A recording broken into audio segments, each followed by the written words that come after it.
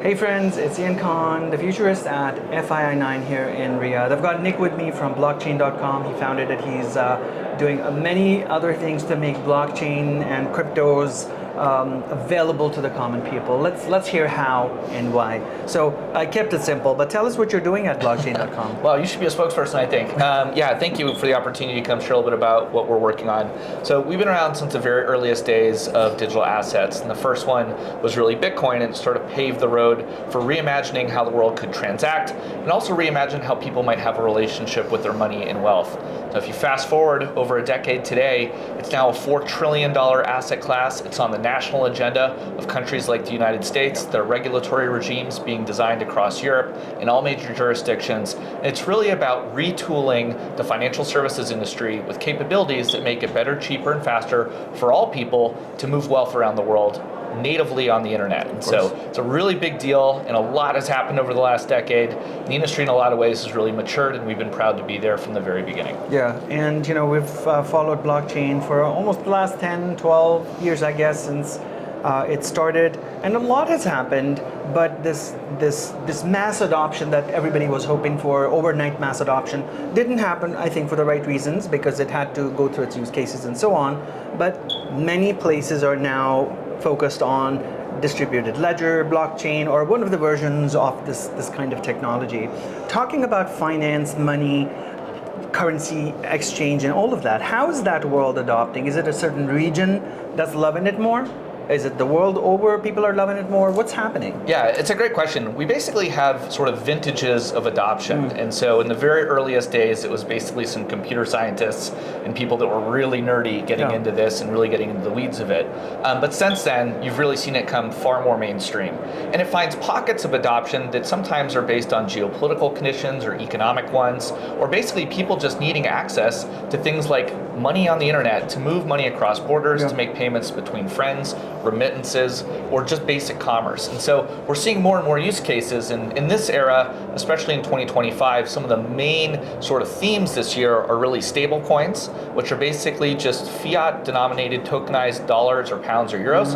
It means you can send money over the internet instantly, basically for free, right on top of layer one blockchains, which are just spreadsheets in the cloud that keep track of everything that everybody owns online. So that's the use case for this year. We've also seen institutions come in a really heavy way. Big ones like BlackRock and Fidelity and others have launched ETFs, making it possible for other investors to basically get access to this asset class. And you're also seeing something really interesting happen, which is digital asset treasury companies. These are normal publicly traded companies diversifying their balance sheets into digital assets because they know that holding just dollars or euros, or in cases like emerging markets, their local currencies, they're being debased so quickly, it's really important to find the right mixture to protect their treasuries for the long term. And digital assets have really proven as an important hedge against those types of inflationary dynamics.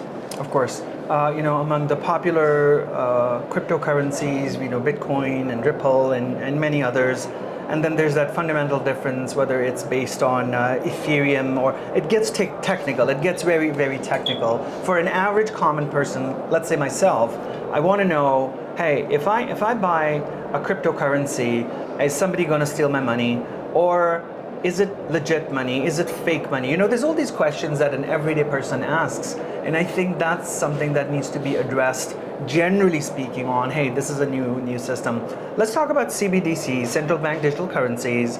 Banks can create their form of digital currencies, peg it with the fiat, whatever it is. What is that? And where is it right now? Because I heard a few years ago, yes, everybody's trying to do it. And then it's like, no, nobody's trying to do it. Help us understand the CBDC situation. Okay, so there's sort of 2 points there to address. One is this proliferation of many different digital assets, and how do consumers kind of tell the difference between something that's been reputable for over a decade, like Bitcoin, versus something emergent that might be a new project? And the answer is it's very difficult. There are now thousands and thousands of new emergent digital assets being launched every single day.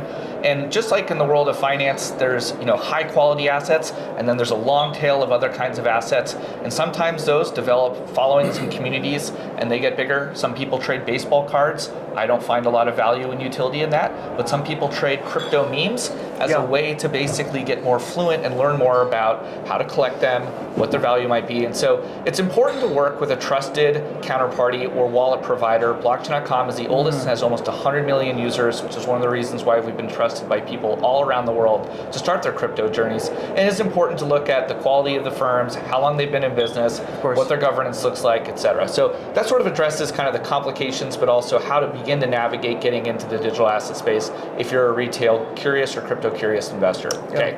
That aside, the conversation around CBDCs is a completely different one. This is the discussion of should central banks digitize their money?